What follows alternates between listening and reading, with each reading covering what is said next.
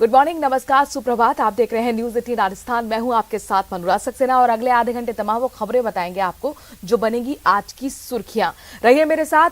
सबसे पहले बात सांसद किरोड़ीलाल मीणा की करते हैं। दरअसल सांसद किरोड़ीलाल मीणा आंदोलन के मामले में अपडेट ये है कि आज बीजेपी प्रदेश मुख्यालय पर धरना देगी। सुबह 11 बजे बीजेपी प्रदेश मुख्यालय पर धरना होगा। बीजेपी के बड़े नेता इस धरने में शामिल हो रहे हैं। किरोड़ीलाल मीणा का आपको बता दें कि एसएमएस हॉस्पिटल में इलाज चल रहा है। किरोड़ीलाल मीणा ने ट्वीट कर यह आह्वान किया, पुलिस द्वारा अराजक अत्याचार के कारण अस्पताल में भर्ती हूं।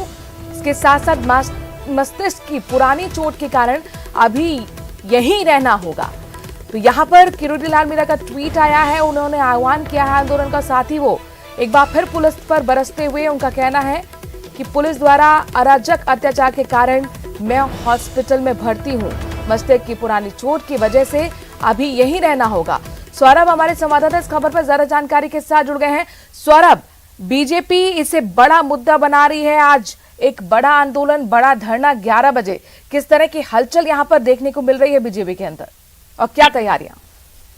जी बिल्कुल, जिस प्रकार का व्यवहार किरोड़ीलाल मीणा के साथ कल हुआ है उससे नाराज न सिर्फ किरोड़ीलाल मीणा के समर्थक हैं बल्कि बीजेपी भी अब इस मुद्दे को लेकर आंदोलन हो चुकी है, क्योंकि वीरांगनाओं के बाद अब किरोड़ीलाल मीणा के साथ जो व्यवहार हुआ उसके बाद ये बड़ा निर्णय जो है वो कल बीजेपी द्वारा ले लिया गया कि आज जो है वो सुबह 11 बजे बीजेपी मुख्यालय पर जो है वो धरना जो है वो दिया जाएगा और इस धरने में बीजेपी के तमाम बड़े नेता जो है वो शामिल होंगे और राज्य सरकार के खिलाफ हल्ला बोल जो है वो एक तरह से इस धरने के जरिए। क्या अब तक जानकारी आई है कौन कौन से बीजेपी के बड़े नेता इस धरने में शामिल हो रहे हैं? चूंकि सिर्फ और सिर्फ किरोड़ीलाल मीणा इस पूरे आंदोलन का फेस बने हुए थे, उनके साथ किसी ने अब तक मंच साझा नहीं किया था।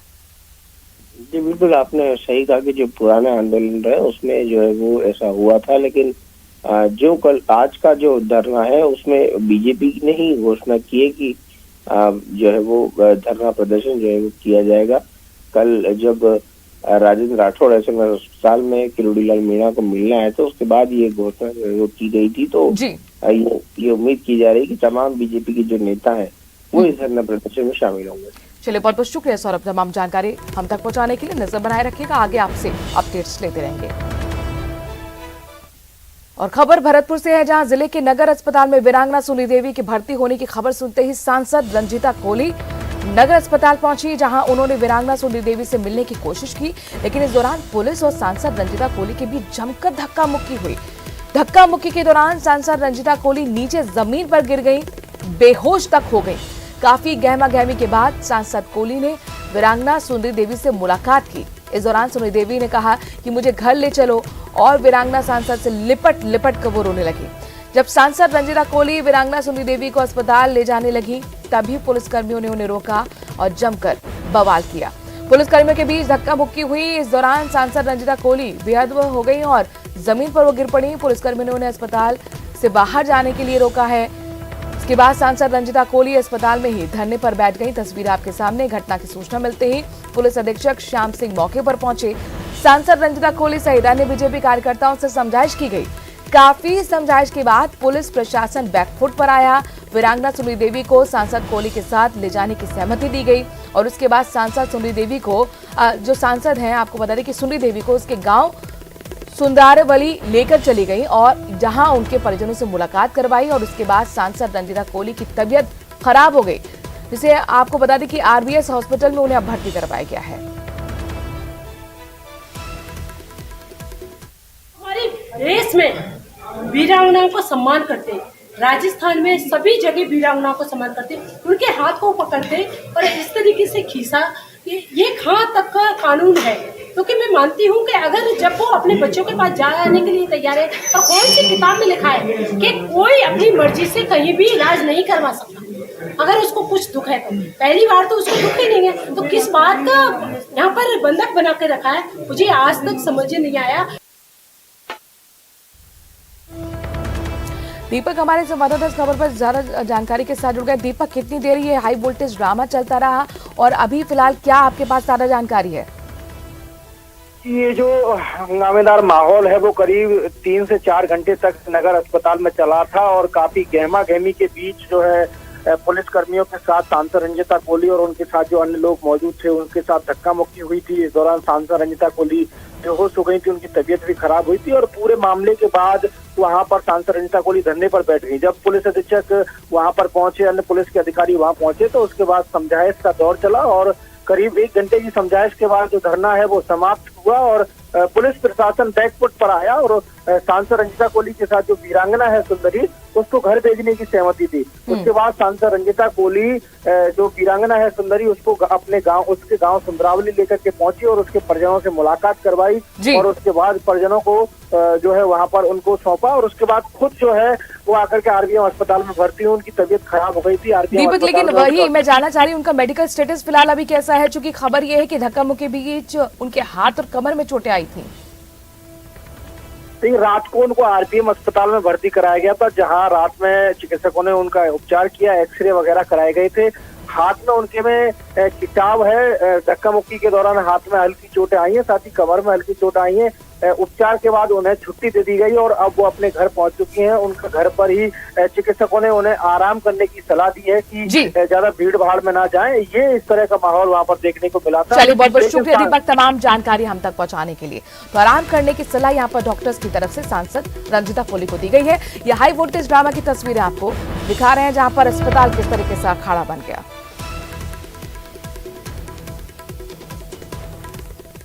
वहीं इस मुद्दे पर जमकर राजनीति भी हो रही है और देखिए किस तरह से पूर्व डिप्टी सीएम सचिन पायलट ने टोंक में वीरांगनाओं के मुद्दे पर खुलकर अपनी बात रखी है। पुलिस के व्यवहार पर सवाल भी उठाए हैं। पायलट ने सीएम के स्टेटमेंट पर बोलते हुए कहा कि छोटी मोटी मांग को पूरा कर सकते हैं, बात मानना बात की बात है, बात सुनने में किसी को ईगो नहीं लाना चाहिए। जो महिलाएं हैं ये मेरे घर भी आई थी और मेरा घर कोई मेरा नहीं है, सरकार का घर है। वो मेरे पास आई थी, मैंने उनकी बातों को सुना, मेरे घर पे आई, मैंने उनको खाना खिलाया, जूस पिलाया और बहुत उत्तेजित थी, बहुत दुखी थी। और मैंने पहले भी कहा, आज भी कहता हूँ कि कारण कोई भी हो, अगर कोई वीरांगना अपनी बात को रखती है, उसकी बात को हम माने या ना माने वो बात का विषय है, लेकिन उनके साथ जो व्यवहार पुलिस ने किया, जो हमने टेलीविज़न में देखा, वो उसको कोई भी एक्सेप्ट नहीं कर सकता है। और किसी भी नागरिक के साथ अगर कोई इस प्रकार का व्यवहार करता है उसको हम एक्सेप्ट नहीं कर सकते, खासकर जो महिला हैं, विधवा हैं, और कोई भी कारण रहा हो, उनकी बातों को मानना ना मानना, जायज़ रखना ना रखना, केंद्र सरकार राज्य सरकार वो विषय बात का है। लेकिन जिस प्रकार का ट्रीटमेंट किया, जो मेरे को खुद वो बता रही थी, तो मैं खुद बहुत आहत था और मुझे लगा अगर किसी व्यक्ति ने इस प्रकार की कार्रवाई करवाई है या करी है तो उसकी जाँच कराकर उस पर कार्रवाई करनी चाहिए, मेरा मानना है। मैं आज भी इस बात पर कायम हूँ। तो सचिन पायलट अपनी सरकार पर सवाल उठाते हुए, और देखिए चुनावी हलचल भी तेज हो गई है। टोंक में चूंकि खुद सचिन पायलट मौजूद हैं, बड़ी खबर टोंक से, विधायक सचिन पायलट विधानसभा क्षेत्र के दौरे पर और ओवैसी का टोंक दौरा भी है। चुनाव लड़ने के मुद्दे पर सचिन पायलट ने कहा कि इतने बड़े प्रदेश में अतिथियों का स्वागत हमारी परंपरा है। हर दल के नेता आए, लेकिन विकास की, लोगों को जोड़ने की बात होनी चाहिए। टोंक से ओवैसी की पार्टी के चुनाव लड़ने पर बोले हैं कि लोकतंत्र में जनता जनार्दन है, समय बताएगा कि कौन जीतेगा कौन हारेगा। हम खुले दिल के लोग हैं, हम स्वागत करते हैं, सबका स्वागत है। अपनी बात रखें, बेहतर होगा कि प्रदेश के लिए, सियासत के लिए प्यार और मोहब्बत की बात हो। इतना बड़ा देश है, इतना बड़ा प्रदेश है, जो भी यहाँ पर आए, हम ये तो राजस्थान में तो अतिथियों का स्वागत करने का एक पुरानी परंपरा है। जो भी आए अपनी बात को रखे, लेकिन मेरा इतना निवेदन है हर दल के नेता से, कोई भी हो वो, कि जो भी यहाँ पर आए विकास की बात करे, लोगों को जोड़ने की बात करे, अमन चैन भाईचारे की बात करे। और लोकतंत्र में कोई भी आए, चुनाव लड़े तो जनता तय करती है, जनता जनार्दन है, कौन जीतेगा कौन हारेगा समय बताएगा।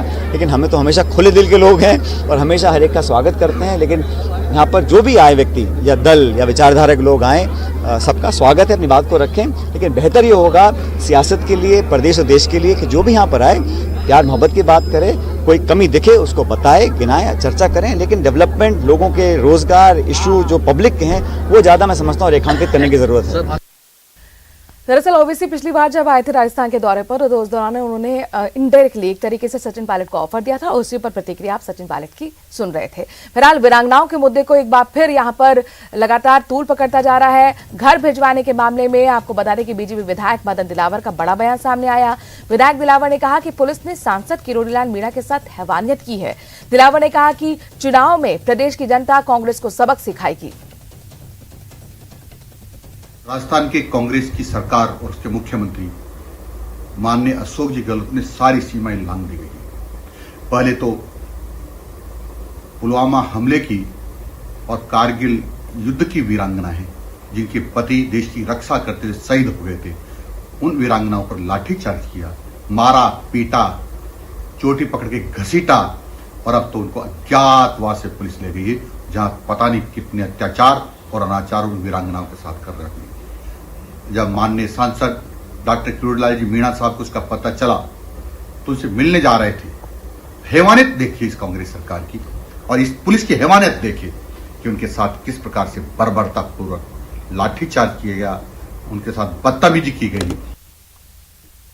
और जयपुर से बड़ी खबर आ रही है जहां पर प्रदेश में नए जिले बनाने का मामला अटकता हुआ नजर आ रहा है। 6 महीने आपको बता दें कि राम लुभाया कमेटी के कार्यकाल को बढ़ा दिया गया है। सीएम गहलोत ने कार्यकाल बढ़ाने के प्रस्ताव को मंजूरी दे दी है। नए जिला गठन के संबंध में जो कमेटी गठित हुई थी, कमेटी को 31 मार्च तक रिपोर्ट सौंपनी थी, लेकिन अब उसके कार्यकाल को 6 महीने बढ़ा दिया गया है। और इसका सीधा मतलब ये हुआ कि ये मामला लटकता हुआ अटकता हुआ नजर आ रहा है। नए जिले बनाने की मांग कांग्रेस के कई विधायक भी कर चुके हैं, लेकिन अब जो खबर आ रही है एक बड़ा झटका, प्रदेश में नए जिले बनाने का मामला अटकता हुआ नजर आ रहा है।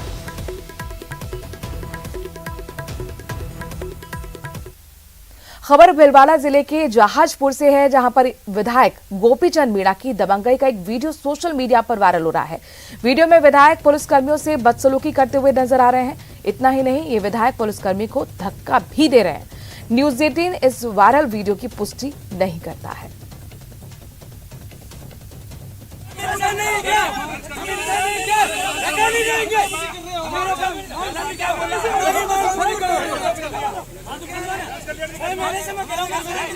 आज मेरा भाई मरा, 6 महीने से सुनाई नहीं करी आपने। मेरा भाई मरा तो भी शांति नहीं मिल रही आपको। तो विधायक और पुलिसकर्मियों में तू-तू मैं होते देख विधायक के समर्थकों ने भी आपा खो दिया और वो भी हंगामा करने लगे। यह हंगामा एक हादसे की वजह से होना बताया जा रहा है। दरअसल बजरी से भरे ट्रैक्टर ने बाइक सवार पिता और बेटे को टक्कर मार दी थी। हादसे में पिता की मौके पर ही मौत हो गई थी, बेटा भी गंभीर रूप से घायल हो गया था। और इस दौरान जहाजपुर विधायक गोपीचंद मीणा भी अपने समर्थकों के साथ अस्पताल पहुंच गए और ये हंगामा शुरू हुआ। मामले की गंभीरता को देखते हुए मौके पर जहाजपुर, पंडेर, ठक्करगढ़ और हनुमान नगर थाने की पुलिस फोर्स तैनात कर दी गई।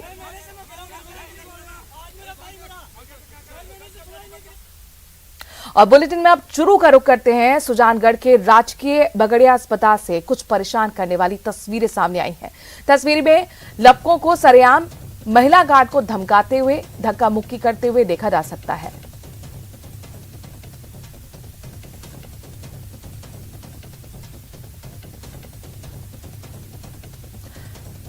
इसका वीडियो सोशल मीडिया पर वायरल हो रहा है। इस मामले में एक गार्ड ने पीएमओ को शिकायत दी जिस पर गार्ड को धमकाया गया, उसे धक्का मुक्की की गई, अंजाम भुगतने की धमकी तक दी गई। वहीं इस मामले में जिला कलेक्टर ने एसडीएम को सख्त कार्रवाई के निर्देश दिए हैं, जिसके बाद प्रशासन हरकत में आया है। आपको बता दें कि लपके अस्पताल जाने वाले मरीजों को जबरन पकड़कर निजी लैब और मेडिकल स्टोर पर ले जाते हैं, जिसका उन्हें कमीशन मिलता है। ये अभी मैंने भी देखा है और इसमें जो लपका गिरे के जो कुछ लोग हैं, वो जो गार्ड हैं, सुरक्षाकर्मी हैं, उनके साथ उन्होंने अभद्र व्यवहार किया है। मैंने पीएमओ को डायरेक्शन दिए, निर्देश दिए कि इमीडिएटली इनके खिलाफ एफआईआर दर्ज कराएं और जो कार्रवाई की गई है उससे अविलंब अवगत करवाएं। दौसा जिले के मानपुर थाना क्षेत्र में बदमाशों के 2 गैंग आपस में भिड़ गए। हालांकि पुलिस इसे गैंगवार न बताकर सिर्फ 2 गुटों में आपसी झगड़ा बता रही है। कड़ी कोठी के पास बदमाशों ने 2 गुट आमने सामने यहां पर आए। पहले एक दूसरे को सोशल मीडिया पर धमकी दी, बाद में दोनों में टकराव हो गया। हालांकि इसमें दोनों गुटों के किसी भी सदस्य को चोट नहीं लगी। पुलिस ने इस मामले में 3 लोगों को गिरफ्तार किया है।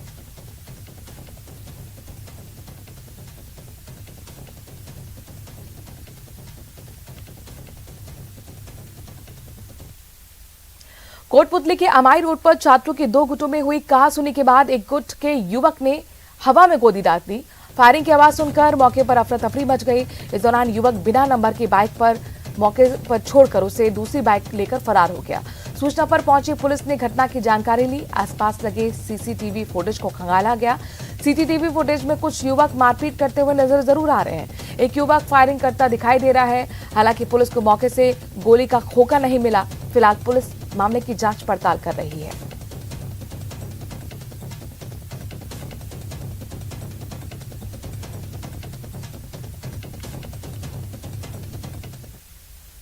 और जयपुर से बड़ी खबर है। राजस्थान में H3N2 इन्फ्लुएंजा के मामले सामने आए हैं। फरवरी से लेकर अब तक अगर हम बताएं तो 54 मामले कुल मिलाकर सामने आ चुके हैं।